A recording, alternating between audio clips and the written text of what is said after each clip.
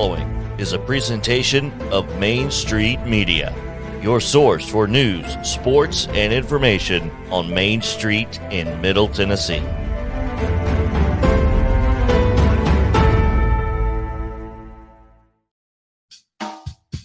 This is Casey's Take on Sports. Casey covers high school sports for the Dixon Post and Cheatham County Exchange. Now, the man who always has a take, here's Casey Patrick. How are y'all doing? Good morning. I hope everybody's doing great out there. Today, this week, we're going to talk about a few things. We're going to get into Juwan Howard, that whole mess. We're going to talk about the Titans might build a new stadium. I think they're going to need to regardless at some point. We're going to talk about that as well. Third thing we're going to go over today, the Vols opening season sweep over Georgia Southern. We're going to get a little bit of college baseball in there, and then y'all know how it is. The fourth take, we're going to end it with some high school sports. So y'all stay right here. That's what we're going to go over today. Stay right here. We're going to discuss some things.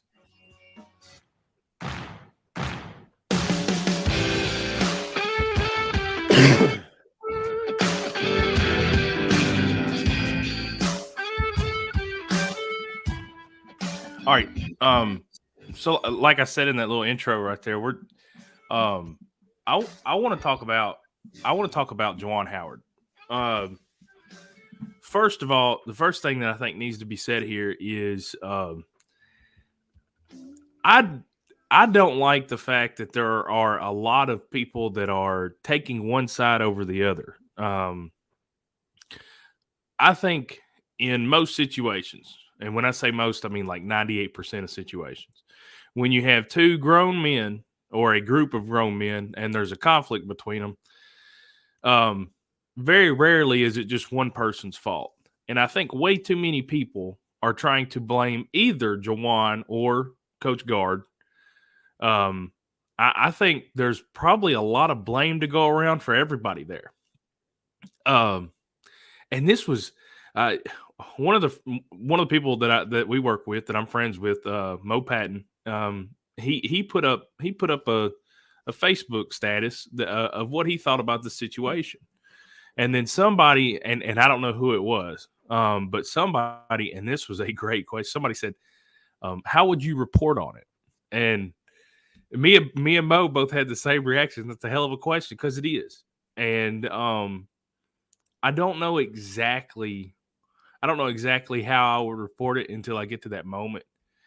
But I do feel like there's just way too much blame being thrown around at one side, regardless of what side it is or what side you agree with or what side you want to take. You have two grown men that had an issue that resulted in a bigger issue, and very rarely, and in this case is the same thing, is it just one person's fault. I think there's plenty of blame to go around everywhere. First of all, and this is what I posted. This was my comment on Mo's Facebook status. I said, I don't like people putting their hands on me. I'm not going to let anybody put their hands on me. And that's what Guard did. If Guard Juwan was mad, and Juwan's probably mad because he's a sore loser, right? I mean, he got his teeth kicked in by Wisconsin. That's why he's mad. He can say it was the timeout, but that's crap. He's mad because they got smashed. And so he's trying to get through the handshake line. And if Guard just lets him walk through and do his barking, that's fine. But Guard stopped him, put his hands on him. I don't like people putting their hands on me either. I would react in a way that, and again, this is what I posted on Mo's Facebook. I said, I would probably misbehave, because I don't know if I would do the same thing Juwan did. I don't really know what I would do in that situation, but I know I don't like people touching me, and I know I'm not going to let some random dude touch me and grab me by the arm and push me back like he did with Juwan. He stopped Juwan from going through the rest of the handshake line.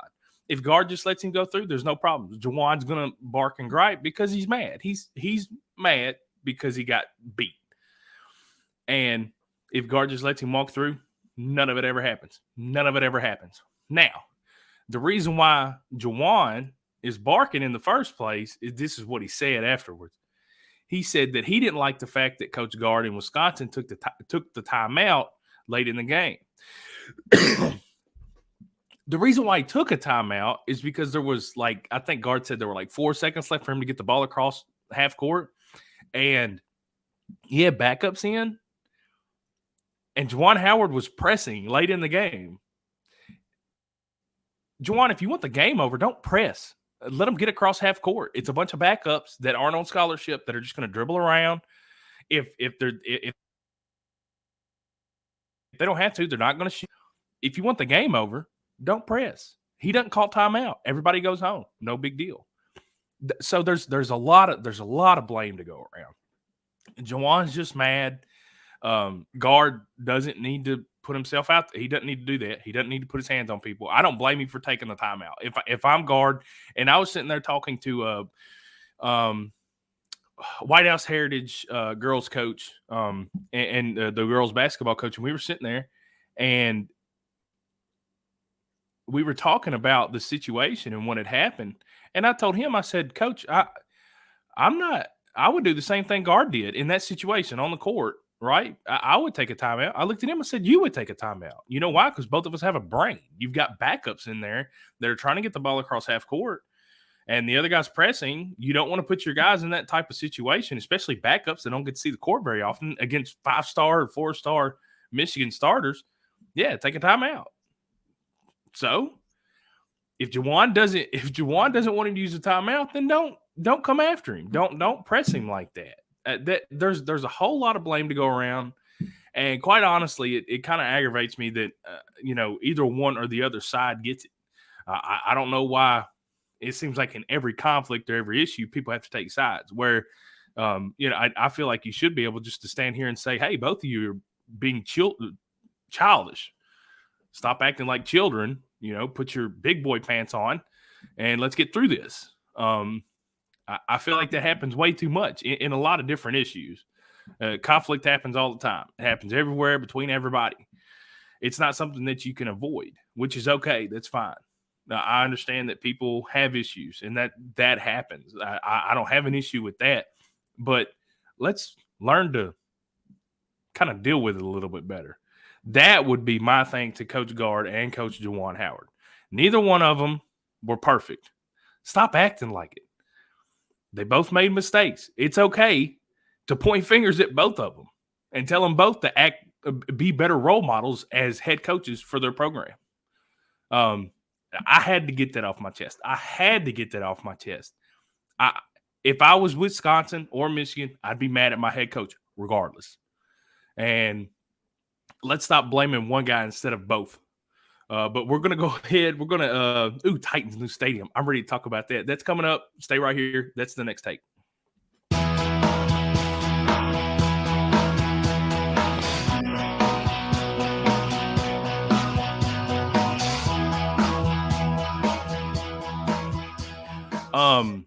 So this was in the news, I want to say last week sometime. You have to forgive me. I've got that weird winter cold thing. But this was in the news last week. Titans are open to a new stadium. The city's open to a new stadium. Now, I don't know all the ins and outs of a deal. I don't know where the city and the team is at. I don't know it down to don't ask me all those questions. Now, I will tell you what I think about a new stadium.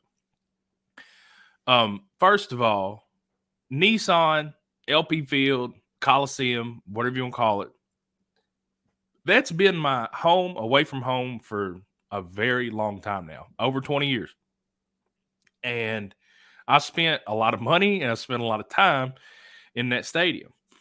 Now, there is a part of me that absolutely loves old school, the open air, no dome. I like that. I really do. Personally, I do. I like when it rains a little bit. I like when it snows a little bit. I remember being in the stands for a Week 14 matchup. I think we had 2 wins. I think we were like 2-12. And I'm going to say we because I spent a lot of money on that team. I feel like I may have paid a little bit of somebody's contract. But I want to say we were like 2-12, and we were playing the Andrew Luck-led Indianapolis Colts. And at the time, I was working for Beeman Ford. I was selling cars, and they were doing a giveaway. Somebody that sold the most cars in a week, they got the tickets that weekend to the game. And of course, Beeman, he got money, and he knows people. So I think we were like 7 rows from like the 45-yard line, 7 rows up in the bottom bowl. It was the greatest seats I've ever had. But I'm pretty sure it was 41 degrees, and it was sleeting. It was nasty. It was awful, and it was the most fun I've ever had at a football game. We got our teeth absolutely kicked in. Andrew Luck always did that. I think they were up like 21 or 24-3 at half or something. But I've always really enjoyed being able to play in the open air. I like the fact that Tennessee never had a dome. Now, do I want the Tennessee Titans to build a dome for the next stadium? Absolutely. 100% do I want a dome? Yes. You know why? Because then we can host they can host all kinds of other stuff. I mean, you might mess around and get a Final Four. Nashville's growing. So, I mean, you've got an opportunity. I mean, that place, whatever this stadium would be, it could host concerts. It could host. I mean, they had a NASCAR race at the LA Coliseum the other day. Now, I don't think you could do that in an indoor stadium, not until NASCAR starts using electric cars. But the ability for new activities and new stuff, especially concerts. I mean, that would be so dope. I would love that. But I think every stadium being built from here on out is going to be either a dome or at least have a roof that can open or not. I'm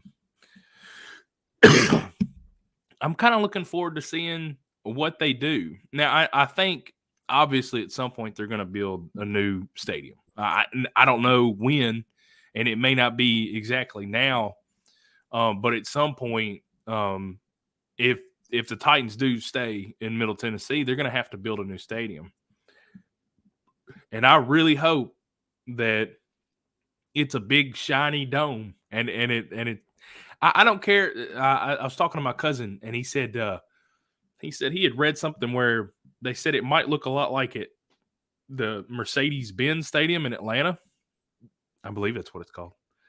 And he was like, "That's cool. I'd like that." And I was like, "Man, I don't care if that thing looks like a pinto bean. Just build it, make it big enough to put a lot of crap in, and let's, you could host a Final Four. You could host a like a college football national championship game. I'm a Tennessee Volunteer fan, so I probably wouldn't be there for it, but you would get to host a national championship football game.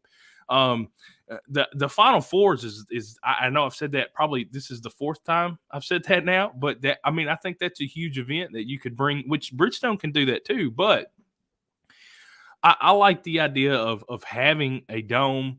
I like the idea of all the new fun stuff that we could do with it. I think this is a positive thing for the city, for the team. I think it could be really, really cool, and I'm excited. I'm excited for it. I really want to see what happens here. I don't care if it's futuristic. I don't need a dome from the Jetsons. It like I said, it can look like a pinto bean. I do not care. But I do want a new stadium, and I do want a dome, even though I love fresh air. Don't get me wrong. I love it, but we need a dome. So,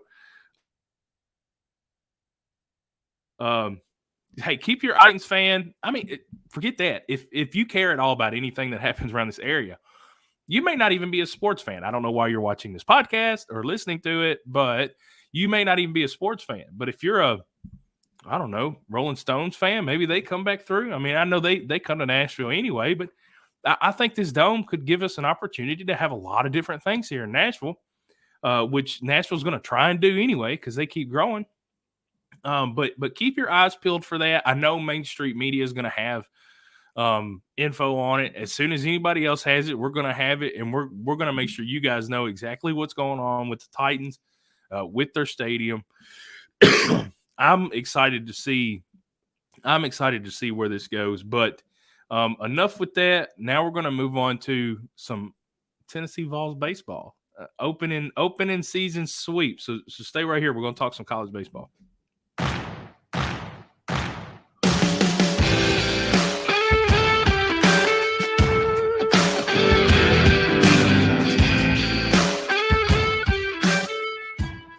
I think personally, I believe there are two main storylines to this opening series sweep. The first one for me is offense.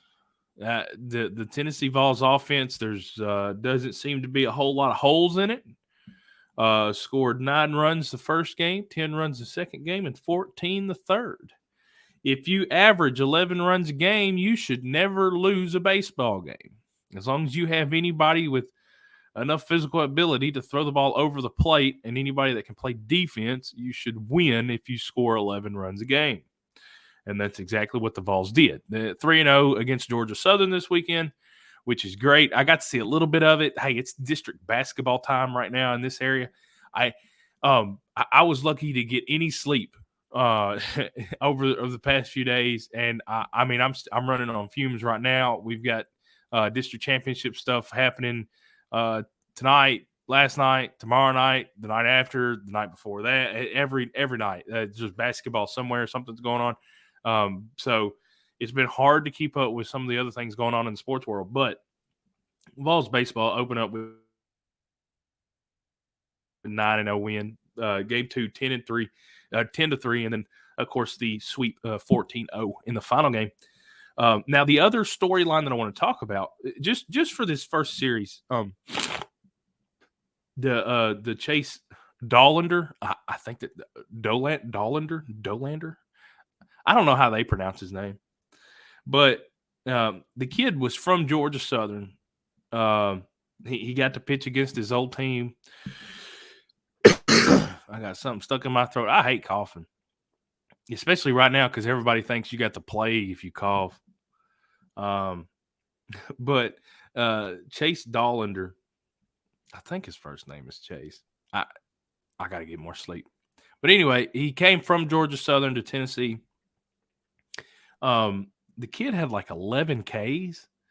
He averaged over 2 strikeouts per inning, and I know he drew a few comparisons to Jacob deGrom.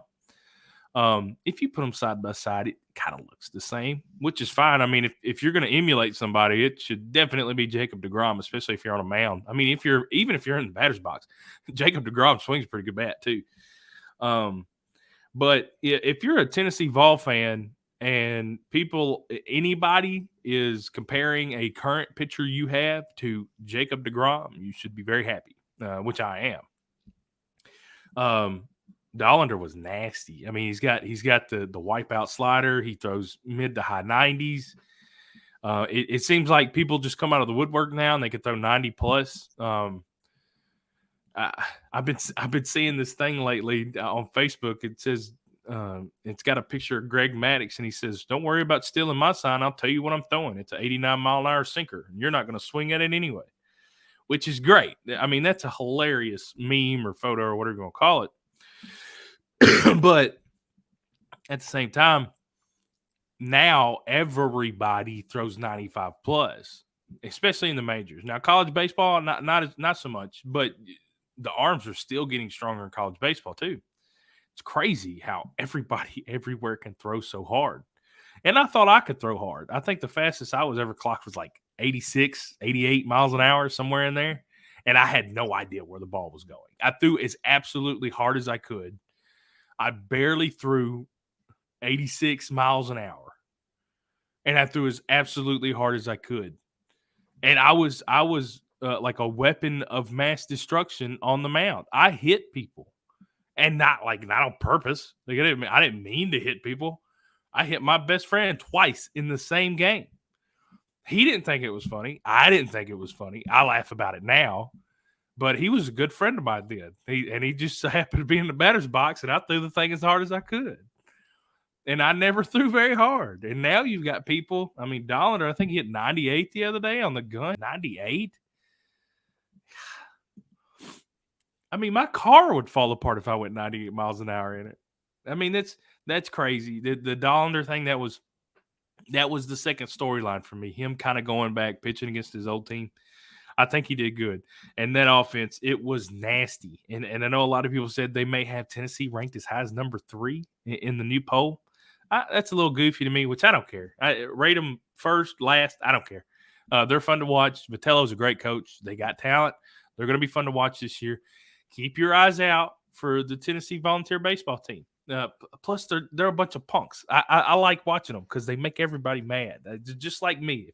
If I was a 20-year-old kid in college, I would fit right in with that group because I used to love to make people mad.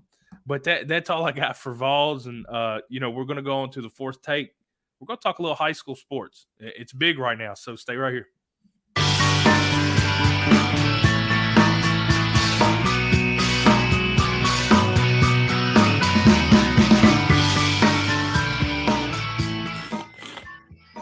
All right.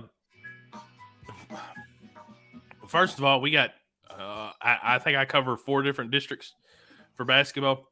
And then, of course, region basketball is later this week. The only teams that I cover that I know are out are the Sycamore boys and the Harpeth girls. Everybody else is still playing.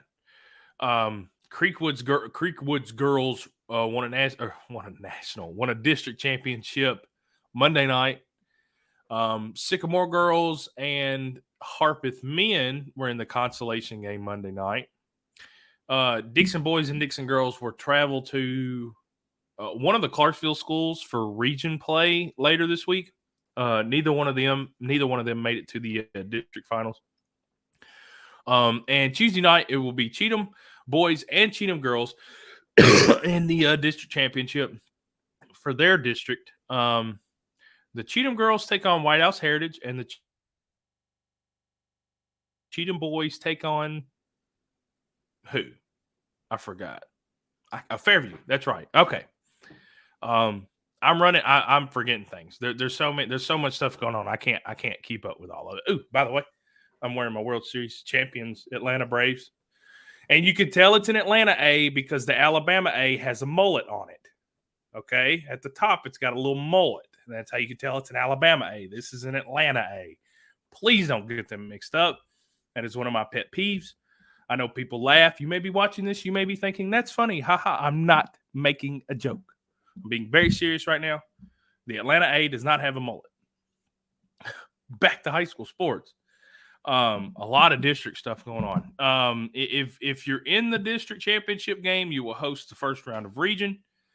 If you win the district championship game, then you will play the lowest seed from the other district. Speaking of that, Sycamore girls defeated Fairview girls Monday night. So that means that was the consolation game. So that means Fairview is going to face Loretta, whatever you want to call it. They're really good. They're really, really good. The Ryan Weathers kid that pitches for the Padres, his little sister's on that team. They're nutty. They've got athleticism. They've got size. They're very good. They're one of the best teams in 2A in the state. And they have to play Fairview, who had trouble scoring the other night. So that's going to be a tough battle for the Lady Yellow Jackets. Sycamore is going to get Summertown. Summertown was in the state tournament last year. They gave Loretta a good run Monday night. So going to be a really tough game for Sycamore. But if anybody's built to win that game, it's Sycamore. They're long, athletic. They play really hard on defense. Sorry, I can't stop coughing. But their offense, the Sycamore offense for the Lady War Eagles, sometimes is a little stagnant. If they figure out how to score and score consistently, I'm pretty sure they can beat just about anybody they want to, because they do play hard on defense. Cheatham girls, that's a winning program. They got kids that they have 3 players. There are 3 seniors this year. The 3 players left over from the state championship team. Lexus Cook, Ansley Pfeffer, and Harper D. Those girls know how to win. They're athletic. They play hard. That's just kind of how Cheatham does things. It's the most football version of basketball that you can imagine. They're going to outwork you. They're going to beat you up front. That's what they're going to do. They're going to frustrate you. Cheatham's not one of those teams that just stands around a 3-point line and throws haymakers all night long. They're going to get the ball down inside. They're going to pass the ball well. They're going to try to make layups. They're going to try to get to the free throw line. They're going to play really, really good defense. They're going to play really, really hard. And that is a winning formula.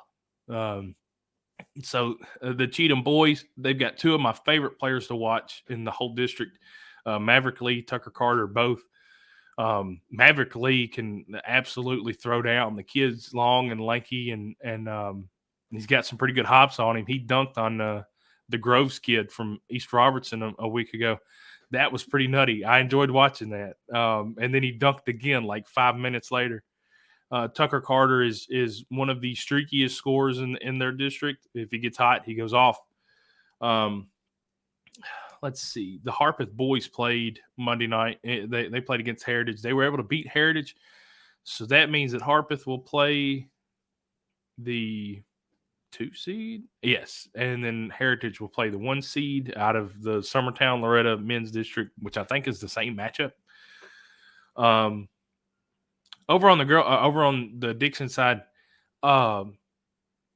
Dixon had to play Henry County for senior night, which I was at that, and then they had to play Henry County, both boys and girls, for the first round of district. Didn't have much luck with that. Henry County is really good, but they will move on to region. They're going to get a tough matchup in seeding. They don't. Last time I talked to Coach Webb, she didn't know who they were facing, so they probably know now. I need to text her and figure out what's going on. But Creekwood, the girls won the district championship. They beat White House 66-36, I think.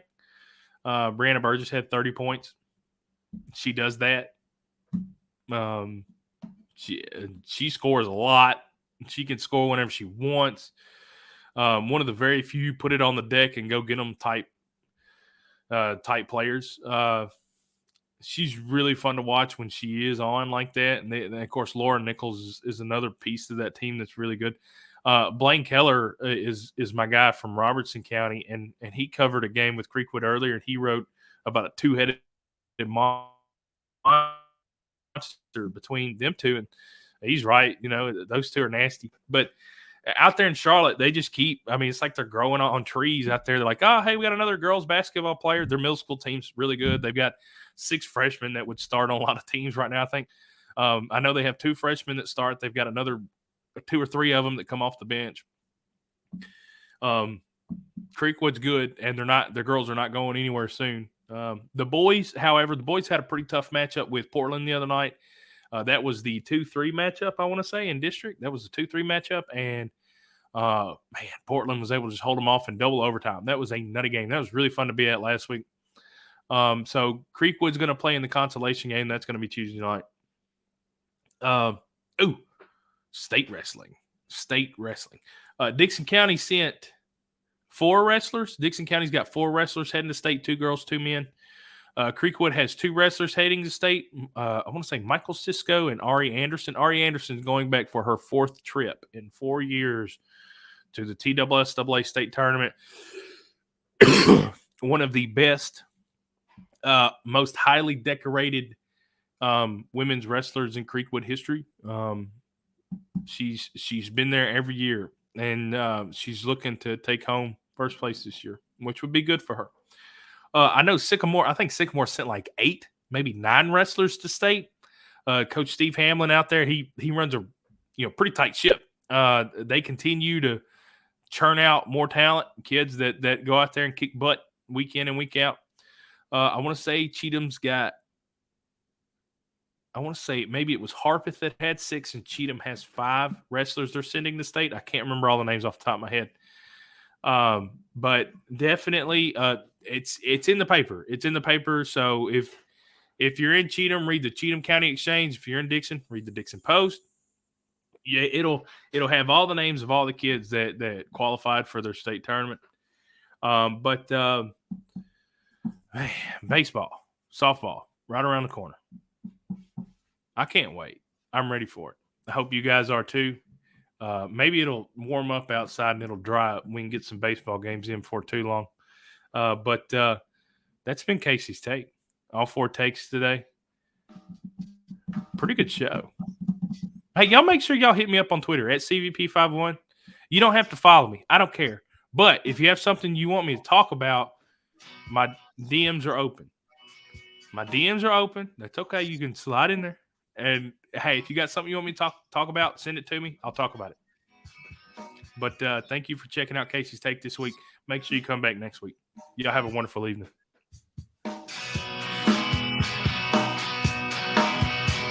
This has been Casey's Take on Sports. Follow Casey online at mainstreetpreps.com and at Twitter at CVP51. Casey covers sports for the Dixon Post and Cheatham County Exchange. Casey's Take on Sports is a production of Main Street Media.